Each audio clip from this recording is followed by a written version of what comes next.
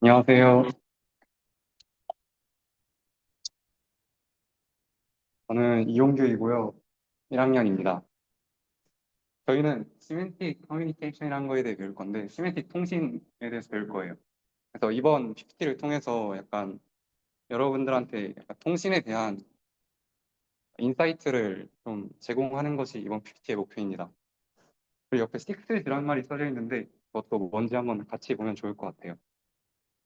그래서 이건 목차인데, 만들다 보니까 이 목차랑 많이 벗어나가지고, 이거는 별로 안 읽어봐도 될 것 같습니다. 그다음에 제가 영상을 하나 준비했거든요. 근데 영상이 재생이 안 되는 것 같아요.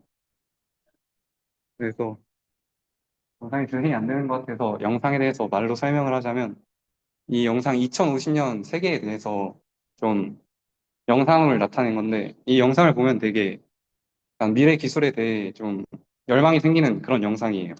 그래서 막 자동차도 날아다니고 자율주행 차량도 막 나오고 가상현실도 나오고 그런 약간 좀 미래 기술 같은 게 많이 나오는데 이 영상을 왜 준비했냐면 이제 저희 미래로 갈수록 확실한 거는 가상의 세계랑 현실의 세계가 많이 경계가 허물어질 것 같다는 생각이 들어요. 그리고 그 중심에는 통신이 있다고 생각합니다. 그래서 통신이 대체 뭔지에 대해서 궁금하시죠? 그래서 제가 준비했는데 통신이 뭘까요? 통신은 그 정보를 전달하는 거예요.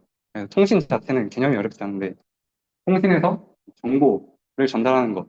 이 정보라는 것이 약간 쉽지 않은 개념입니다. 통신이 뭔지에 대한 정의는 쉽지만 정보에 대해서 좀 심도 있게 다루려면 정보 이론에 대해서 배워야 되고 상당히 쉽지 않아요. 그래서 이거에 대해서도 다룰까 생각했는데 그러면 시간이 너무 오래 걸릴 것 같아서 그냥 통신은 정보를 전달하는 것이다라 생각하면 될 것 같습니다. 다음에 이것은 이 무선 통신의 진화 과정을 그림으로 잘 나타낸 그림입니다. 예, 보이면 제가 6G라고 설명하셨죠? 6G란 말이 난해하실 텐데 4G, 5G는 많이 들어보셨죠? 저희 와이파이에 사용되는 그러한 용어들이에요. 그래서 이 G라는 것은 약간 세대, 약간 제너레이션 그 세대라 생각하면 될 것 같은데 먼저 원지부터 보겠습니다. 원지는 그냥 음성 통신. 그 음성 통신을 원래 지금까지 선으로만 했는데 무선 통신으로 되네. 신기하다 해가지고 원지가 탄생하게 됐습니다. 원지는 단순히 선 없이도 통신이 되는구나 이러한 수준이었어요. 그다음에 이러한 무선 통신 기술이 점점 진화를 하다가 어느 순간 2G부터 급격하게 증가하는 시기가 있어요. 이때는 성능이 좀 직접적으로 많이 향상돼가지고 2G라는 2세대라는 이름을 붙여줬습니다. 이때 2G에는 그 SMS라고 텍스트 문자도 전송할 수 있게 됐어요. 그다음에 3G. 3G부터는 좀 이제 좀 통신 같은 모습이 나오기 시작하는데 약간 뒤에 표를 보겠습니다. 3G에서는 음성 통화뿐만 아니라 SMS, MMS. MMS라는 건 그 앞에 붙어 있는 M이 멀티란 뜻인데 텍스트 문자뿐만 아니라 이미지, 그러니까 낮은 수준의 비디오도 이제 보낼 수 있는 걸 3G라고 의미를 해요. 당연히 스피드도 3G 때 빨라졌고요. 그다음에 4G는 지금도 사용되는 기술인데 4G부터는 LTE가 4G거든요. 그래서 사실 LTE에 대한 사람들의 기대가 별로 없었는데 통신 연구하시는 분들도 LTE가 성공할 거라 생각 못했는데 의외로 지금까지 가장 성공한 이 통신 기술 중 하나라 생각합니다. 이 4G부터는 더 많은 다양한 것들을 할 수 있게 됐어요. 그다음에 4G가 나오는 그 시기에 맞춰서 아이폰이라는 게 세계에서 처음으로 출시됐는데 그때 맞춰서 데이터도 폭증하게 되고 그래서 통신 기술의 발전이 더더욱 필요해졌습니다. 그다음에 지금 2020년에 5G가 저희 대한민국에서 처음으로 상용화가 됐는데 이때는 5G의 목표는 어, 그 표에 보이시듯이 울트라 스피드, 커넥티비티, 로우 레이턴시 이러한 세 가지 목표를 가지고 5G 연구가 시작됐어요. 음, 그래서 밑에 로우 레이턴시, 약간 낮은 지연 시간을 잘 보여주는 영상 하나 준비했는데 이것도 재생이 안 되네요. 이게 어떤 영상이냐면 그 공이 이렇게 판에 있고 판의 중심에 맞춰가지고 처음에는 공이 중심을 못 잡고 있다가 판이 이렇게 스스로 조절하면서 중심을 잡는 기계인데 4G를 적용했을 때는 한 20초가량이면 걸려요. 근데 5G에서는 로우 레이터시라는 목표를 가지고 기술 연구 엄청 진행됐기 때문에 낮은 지연 시간으로 굉장히 빠르게 중심을 찾는 모습을 확인할 수 있을 겁니다. 그럼 이제 6G가 뭘까요? 6G? 되게 어, 허무맹랑한 소리 같죠. 그냥 5G도 실패했는데 대대로 아직까지도 욕을 먹고 있는데 6G가 잘 될 수 있느냐.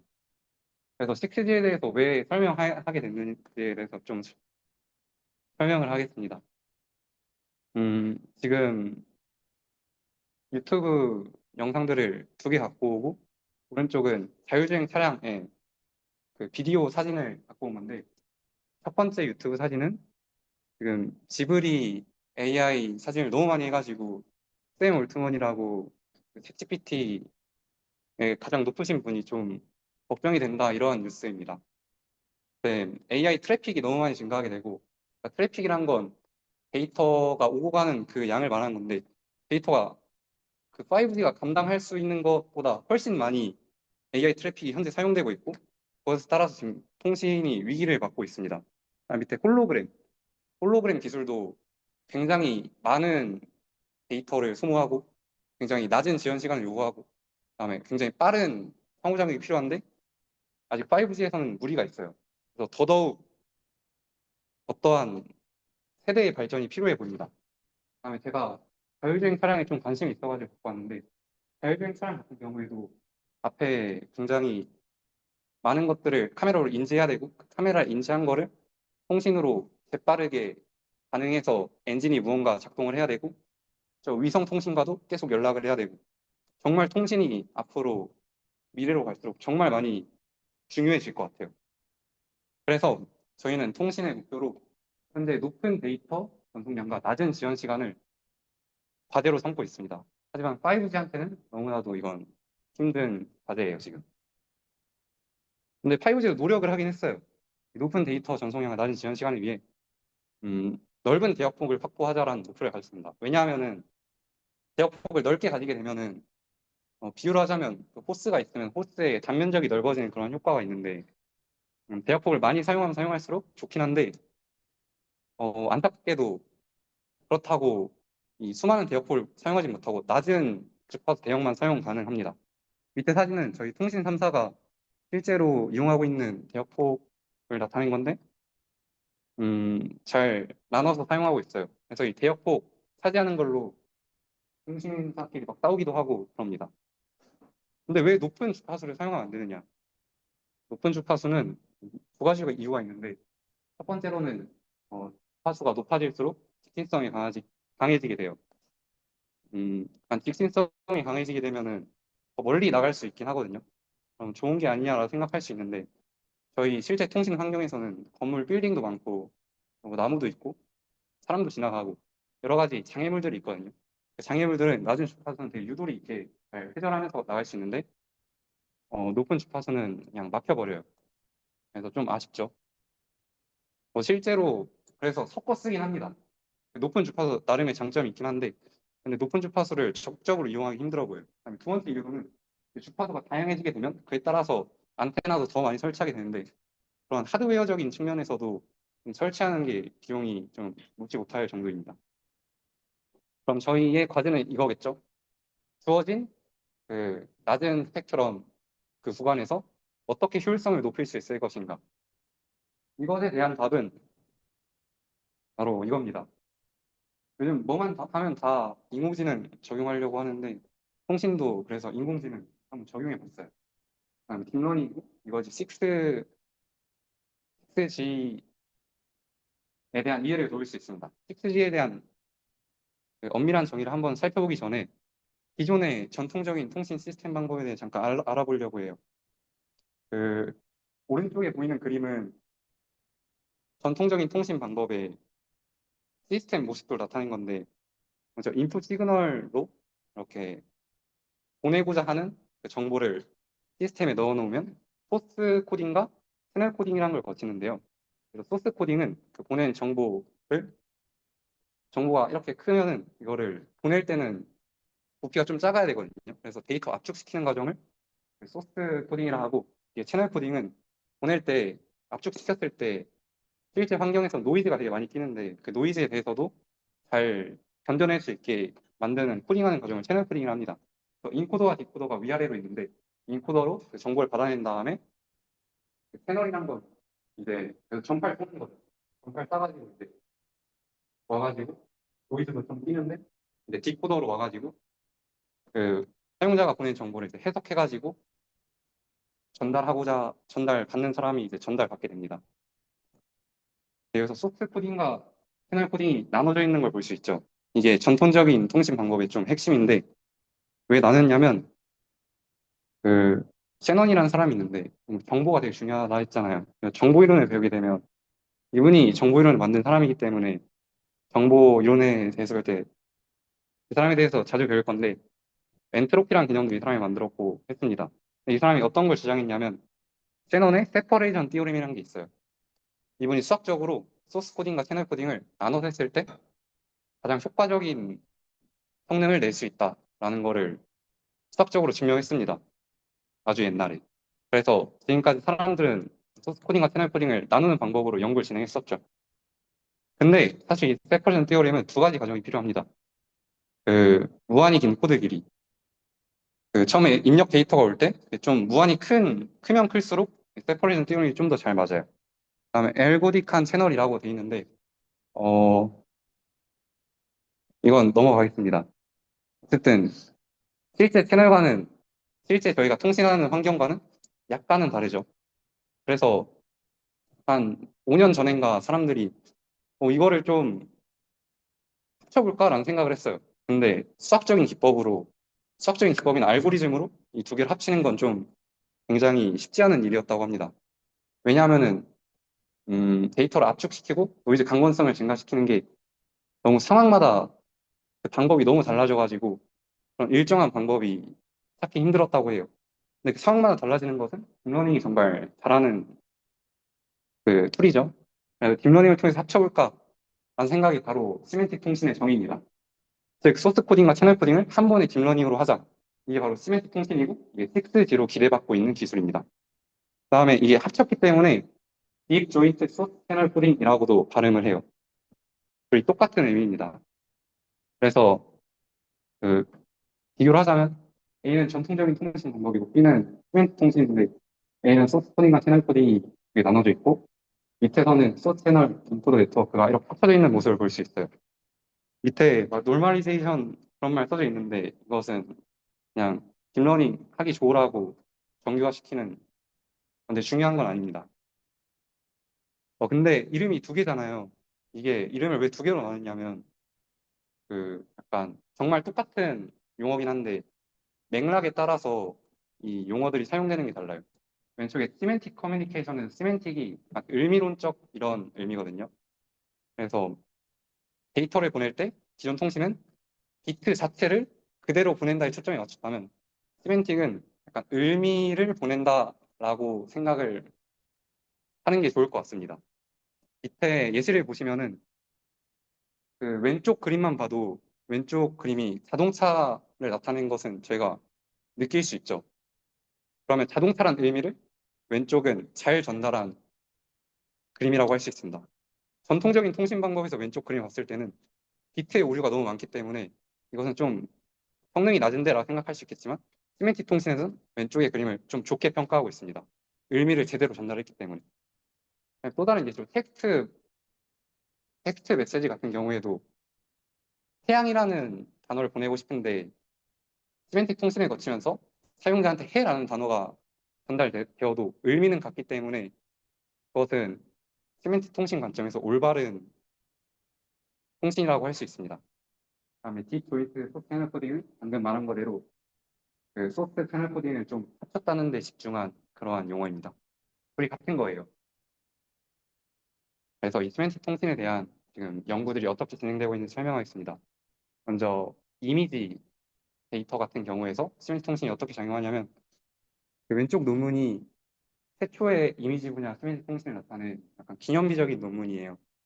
이 논문을 약간 해석을 하자면은 일단은 인공지능에서 이미지 다룰 때 보통 CNN 많이 사용하죠. 그래서 이 시멘틱 통신도 기존의 인공지능을 좀 약간 따라하는 경향이 많은데 그 이미지를 보내기 때문에 CNN을 적용하면 좀 효과적이었다 싶습니다. 특히 5 곱하기 5 필터의 CNN을 적용했을 때 효과적이라 했고요. 이것의 특징 중에 하나는 그냥 이 논문을 보면 그냥 코딩만 짠 거거든요. 코딩을 짜고 결과에 대해서 한 건데 그 코딩에서 실제 채널의 노이즈를 좀 랜덤 가우시안 함수나 레일리 함수 같은 걸 통해서 좀 노이즈를 구사하였다고 했습니다. 밑에는 실험 결과인데 밑에 파란 색깔이 딥 JSCC, 그러니까 딥 조인트 소스 채널 코딩 시멘틱 통신이고요. 점선들은 기존의 5G 기술들, 이미지 5G 기술들에서 좀 대표적인 두 개를 이분이 실험을 한 건데 이 그래프가 X축이 SNR이라 되어 있고 Y축이 PSNR이라고 되어 있죠. 이것에 대해서는 나중에 설명할 건데 PSNR이 높을수록 좋은 겁니다. 네, 한국파이 더 높죠. 그래서 시멘틱 통신이 이미지에서 좀 5G보다 나은 성능을 보이고 있구나. 처음 연구했는데도 이 정도 성능을 보인 거면 굉장히 좋은 거라고 다들 말하고 있습니다. 그래서 이 논문에 대한 관련된 그림인데 오른쪽 그림은 실제로 사진을 보내가지고 딥 JSC와 다른 방법을 통해서 이미지가 어떻게 디코딩 되는지 나타낸 그림이고 왼쪽은 성능을 나타내는 건데 그냥 넘어가겠습니다. CNN에 대해 간단히 소개를 이따 시간 남으면 하겠습니다. 일단 쉽게 생각하면은 그 필터라는 게 있다 했잖아요. 필터를 여러 개 해가지고 이렇게 원하는 다양한 형태를 만들어가지고 이렇게 인공지능 한다 이런 내용인데 이따가 설명하겠습니다. 그 다음에 PSNR이라는 지표를 지금 설명하겠습니다. PSNR 지표를 보면은 밑에 분모에 X와 X 햇이 있는데 그 어, X는 X 햇은 원본 이미지고 X는 원본 이미지가 변환했을 때 이미지입니다. X 햇이라면 그 이미지의 비트들이 서로 빼지면서 차이가 생길 건데 정말 성능이 좋을수록 이미지와 원본 이미지 사이에 값이 작아질 것이고 PSNR이 됐다는 것은 성능이 좋다는 걸 의미하겠죠. 그다음에 밴드위스 레이시오란 것은 어 이거는 원래 기존에는 그 입력도 비트 단위로 받고 실제로 심볼 같은 전류로 매개되는 것도 비트 단위로 표현돼 가지고 쉽게 단위가 맞으니까 비교할 수 있었는데 심볼은 그 전자기파가 전기장과 자기장 이렇게 있잖아요. 그래서 그 복소 평면을 사용하는데 그 복소 평면 위에 나타낸 걸 심볼이라 하는데 단위가 다르죠. 그래가지고 이 단위를 어떻게 성능 지표를 만드는데 어떻게 가공할 것인가 해가지고 만들어낸 게 밴드 위스 레이쇼인데 그냥 밴드 위스 레이쇼가 있다 정도만 생각하면 될 것 같습니다. 뒤에 SSI는 좀 재밌는 예인데 실제 사람의 특성을 고려해가지고 만든 성능 지표예요. 그러니까 약간 사진의 대비, 구조 이런 것들 초점을 맞춰가지고 오른쪽 그림은 굉장히 비트적으로는 별 차이가 없거든요. 근데 대비가 확실히 다르죠. 이건 CSSIM이 좀 낮은 그림이라고 말할 수 있겠습니다. 그래서 이 최초의 그 기념비적인 논문이 탄생한 이후에 나도 통신을 시멘틱 인공지능에 적용할래 하면서 굉장히 많은 연구들이 쏟아져 나왔어요. 그래서 어떠한 연구들이 나오고 있냐면 첫 번째로는 아키텍처 변경을 통한 이미지 폰질 개선. 그러니까 지금은 약간 프로그래밍 수준에서 연구가 진행되고 있는데 프로그래밍의 그 인공지능 구조 같은 거를 좀 발전시키는 CNN 말고 다른 것도 사용해볼까? 아니면은 CNN의 구조를 좀 더 변경해볼까? 이러한 게 1번 연구라 생각하면 될 것 같고요. 두 번째 종류의 연구로는 하드웨어랑 네트워크 비용 고려. 음, 그 프로그래밍 수준에서 연구된다고 했는데 실제 하드웨어에 접목할 때는 더 많은 걸 고려해야 되거든요. 그래서 이번 같은 연구도 꼭 필요합니다. 그다음에 제가 이따가 약간 제도 관련되게 연구했던 거를 설명할 건데 그때 설명할 게 여기서 2번에 속하는 연구입니다. 3번은 기존 통신 기술을 재사용한다 하는데 이거는 제가 관심이 없어가지고 잘 몰라요. 이 3번은 약간 특이한 점은 이미지 분야 연구인데 3번 분야 연구에서 처음으로 영상도 이제 인공지능을 사용한 통신으로 보낼 수 있게 됐습니다. 그래서 이거는 제가 어제 새벽에 PPT 만들면서 뭐 정리를 했어야 되는데 좀 졸려가지고 그냥 옛날에 선행논문 조사했던 거를 복붙을 했습니다. 약간 죄송한데 보자면 1번 연구 같은 경우에는 대표적으로 두 가지 연구가 있었는데 첫 번째 논문 같은 경우에는 그 피드백 루프라는 구조를 사용했습니다. 그래서 계속 결과가 나오면 그걸 또 피드백 해가지고 입력 이미지 학습시키는데 또 재사용하고 재사용했더니 밴드비스 레이소랑 SNI 구간에서 성능이 높아졌다, 성능이 좋아졌다 이런 연구고요. 두 번째 연구에서는 CNN 대체하는 최신 아키텍처. 방금 CNN이 주로 사용된다 했는데 CNN 말고도 뭐 다른 거 사용할 수도 있겠죠. 근데 다른 거 사용해봤더니 그 스윈 트랜스포머라고 그 트랜스포머라는 용어는 어쩌면 들어봤을 수도 있는데 이게 좀 최신 기술을 사용해봤더니 성능이 올라갔다 이런 연구입니다. 그다음에 두 번째 분야 연구에서는 위에 거에서는 기존 SNR이 변화하면 다시 훈련해야 함. 아, 그 뭐냐 SNR이 뭐냐면은 SNR과 PSNR 있잖아요. PSNR은 성능을 나타내는 거라면 SNR은 환경의 노이즈 정도를 나타내거든요. SNR이 높으면 높을수록 노이즈가 좀 없고 SNR이 낮으면은 좀 안 좋은 환경이다 이런 건데 환경에 따라서 훈련을 다시 해야 되는 거예요. 환경이 달라지면 기존에 돌렸던 걸 못 쓰는 거죠. 그래서 이러한 문제를 해결하고자 한 논문이었습니다. SNR도 변수를 사용해서 사전에 훈련했다고 해요. 밑에 한국 사람이 쓴 논문인데 이분이 최초로 휴대폰 통신을 물리적으로 프로토타입을 제작하였습니다. 오른쪽의 그림이 그 프로토타입을 나타낸 것입니다. 3번은 잘 몰라요. 넘어가겠습니다. 2번은 그 텍스트 분야 이미지를 보냈는데 이번에 텍스트를 한번 보내볼 거예요. 텍스트는 일단 문맥 파악을 그 의미를 전달하는 거죠. 시메트릭 통신이. 그래서 문맥을 파악해야 되는데 당연하게도 기존 통신 방법으로는 그러니까 수학적으로 뭐 하고 알고리즘 짜는 것만으로는 문맥 파악하는 게 굉장히 힘들었다고 합니다. 자연어 처리와 관련된 부분인데 기존 통신 방법은 이런 걸 잘 처리 못했다고 합니다. 그래서 그 지금 딥러닝이 많이 발전했죠. 그래서 벌트가 나오는데 방금 앞선 설명자도 설명한 모델인데 이런 벌트 같은 걸 사용해가지고 실제로 텍스트 분야에서 사용됐던 인공지능을 통신에서 그냥 주워 먹어가지고 그냥 그대로 베껴가지고 통신에 사용하는 그런 식으로 연구가 진행되고 있어요. 밑에는 그냥 벌트 나타낸 건데 사실 벌트 잘 몰라가지고 이거 그냥 넣어봤습니다.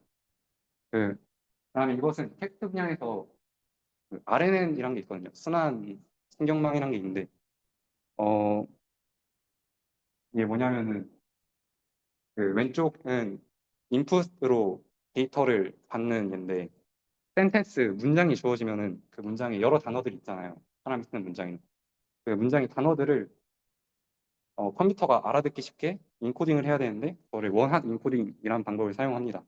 원핫 인코딩을 사용해가지고 하는데 원핫 인코딩으로 나타낸 벡터들은 예를 들어서 어, 사과랑 바나나랑 귤이 있다고 하면 사과는 1,0,0,으로 나타내고 바나나는 0,1,0으로 나타내고 귤은 0,0,1로 나타낸다고 했을 때 각각의 벡터에는 좀 불필요한 0들이 많죠.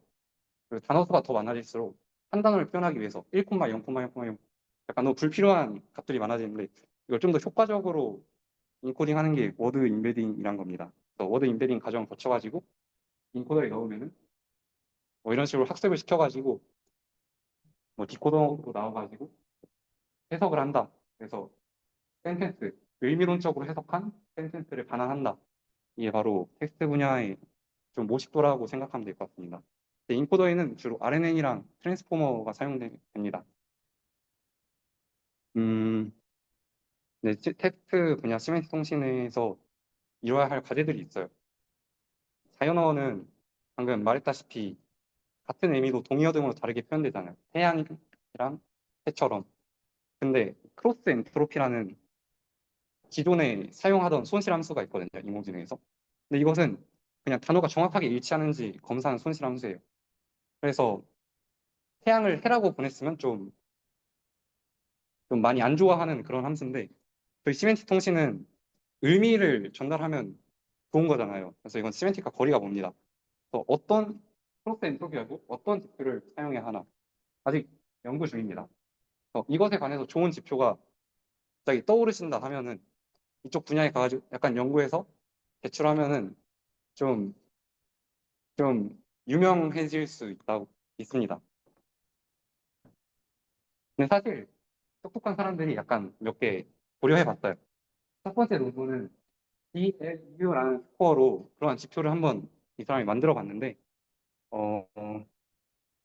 약간 이거 사실 별로 안 좋아하는 스코어인데, 그 기계가 선택한 단어를 사람도 많이 선택해 번역하였는가? 좀 주어진 정답지 같은 게 많이 필요한데, 실제 사람도 많이 사용하였느냐랑 관련된 스코어예요. 그래서 이 스코어를 사용해서 이 지표가 필요한 이유가 이 지표를 사용해서 인공지능을 학습시킨다는 건데 이 지표를 사용해서 돌렸더니 크로스 엔트로피 사용해서 돌린 것보다 5% 성능이 좋다. 그러니까 실제로 사람들이 사용하는 것과 유사해진다. 이러한 논문입니다. 두 번째는 두 문장의 mutual information. 이것은 제가 일담한 논문인데 문장 두 개가 있으면은 그 두 개 간을 계속 비교해 가면서 학습시키는 건데 잘 모릅니다. 그다음에 세 번째 논문은 그 텍스트랑 관련된 게 음성 신호가 있겠죠. 음성 텍스트를 처음으로 제한한 논문이 있습니다. 그다음에 이미지 시멘틱 통신의 한계가 있는데 그 이미지 시멘틱 통신의 한계가 있는데요. 방금 이미지 시멘틱 통신에 진행되는 연구들이 1, 2, 3으로 분류할 수 있다는데 그중 2에 해당되는 하드웨어적인 측면입니다. 실제 하드웨어를 돌려봤을 때 어, 밑에 그 점으로 표시된 것과 점을 이은 직선 그래프가 있죠. 밑에 점은 밑에 점은 실제로 하드웨어로 구현해봤을 때 성능을 나타낸 것이고 위에는 그냥 이론상으로 랩 스케일 수준에서만 프로그래밍 했을 때 성능인데 성능이 확연하게 낮아지죠. 뭐지? 생각을 해봤는데 이 그 KPR이라는 수치가 있거든요. 그래서 그 정정하고 이거를 좀 차이를 줄여보고자라는 마음이 들었습니다. 저는 연구하고 싶다는 생각이 들어가지고 어, 연세대에 찾아갔는데 연세대 최찬명 교수님이라고 국내에서 6G 연구하시는 분으로는 이분이 짱인 것 같아요. 그래서 이분을 찾아갔는데 오른쪽은 같이 찾아갔던 친구 3명들이고 왼쪽은 이분 연구를 송도 캠퍼스인데 연세대 왼쪽에 송도의 풍경을 찍은 사진을 한번 올려봤습니다. 그래서 이것도 영상으로 찬명 교수님의 연구를 좀 보여드리려 했는데 아쉽게 됐네요. 그래서 제가 좀 학회됐던 부분인데 왼쪽은 학회에서 찍은 사진이고 오른쪽은 학회가 스키장 바로 옆에서 열려가지고 리조트에서 그 V 따봉을 한 사진입니다. 그래서 시메틱 통신의 물리적 한계를 보완한 저 PAPR 통신 시스템 설계라는 이름으로 연구를 했어요. 근데 사실 이게 좀 있어 보이는데 사실 별거 없거든요. 그래서 근데 별거 없는데 이 논문을 좀 자세히 설명하기는 이 PPT의 취지랑 맞지 않는 것 같아서 간단히만 설명하겠습니다. 이 통신 논문들 같은 거 보면은 약간 되게 통신 지표들을 사전에 알아놔야 되고 그 다양한 지표들을 익힌 다음에 실제 논문을 읽어보면 알 수 없는 그래프들이 처음에 난해하게 나오거든요. 그래서 되게 읽는 게 재미가 없어요. 통신에 관한 연구를 시작하고자 할 때. 약간 디지털 헬스케어 쪽은 되게 재밌잖아요. 논문 같은 거 봐도. 지들도 나오고 사람 뇌파 이렇게 연결하고 굉장히 재밌어 보이는데 통신은 재미가 없단 말이에요. 그래서 설명을 좀 간단하게만 하겠습니다. 그래서 PAPR이라는 걸 고려해야 되는데 이게 물리적인 특성이 방금 인풋 얘기가 있으면은 인코더 거쳐가지고 실제로 이제 전자기장을 써야 된다고 했는데 전자기장 쏜다 했을 때 얘는 비트니까 전기장과 자기장이 있고 복소평면 정보로 나타내야 된다 말씀드렸고 그것은 이제 복소평면에서 점들을 심볼이라고 표현하는데 그럼 이제 비트들이 여러 개의 심볼로 표현에서 정보를 지니고 있는 거겠죠. 근데 이때 각각의 심볼들에서 KPI라는 수치가 있는데 그 심볼들 중에서 원점에서 제일 멀리 떨어진 애가 있겠죠. 근데 평균적으로 거리를 계산해 봤을 때 멀리 떨어진 게 얼마나 멀리 떨어져 있느냐. 이게 바로 PAPR입니다. PAPR이 높을수록 실제 하드웨어에 적용했을 때 좀 막 피크가 튀는 애들을 하드웨어가 잘 견디지 못해요. 그래서 방금 보여드렸던 사진에서 성능 차이가 발생했던 건데 이걸 좀 줄여보고자 했습니다. 그래서 저는 CNN 모델을 사용했고요. 이미지 쪽으로 했어가지고 그래서 CNN 했는데 저는 4개의 컨볼루션 층을 사용했네요. 네, 피렐루라는 함수를 사용했고 디코더도 역시 4개의 층을 사용했고 뭐 그렇습니다. 오른쪽은 저감 순서들을 이용해가지고 성능을 나타낸 건데 음, 그 PAPR 깎으면 깎을수록 통신 성능이 낮아지거든요. 그래서 얼마나 깎을 것인지가 중요해요. 트레이드오프가 중요한데 너무 안 깎으면은 물리적으로 안 좋으니까 실제 환경에 못 쓰이고 그렇다고 PAPR 너무 깎으면은 성능이 너무 안 좋아져 버리고 그 트레이드오프를 잘 했어야 되는데 그 결과 사진의 일부입니다. 그리고 이 사진은 어제 PPT 만들면서 그때 짰던 코딩을 오랜만에 스크린샷해서 올린 건데 약간 관심 있어 하시는 분들이 여기 많으신 것 같아서 올려봤습니다. 여기 보면은 음, 여기서 딱히 특징되는 건 없는데 배치 노멀리제이션이라는 거 사용했는데 이걸 사용한 이유는 그 당시에 제가 짤 때 챗GPT를 많이 이용했었는데 네, 이거 넣으면은 좋다고 제시해가지고 넣어봤는데 성능이 너무 좋아지는 거예요. 그래서 넣은 줄입니다. 넘어가겠습니다. 시민통신이 한계가 있어요.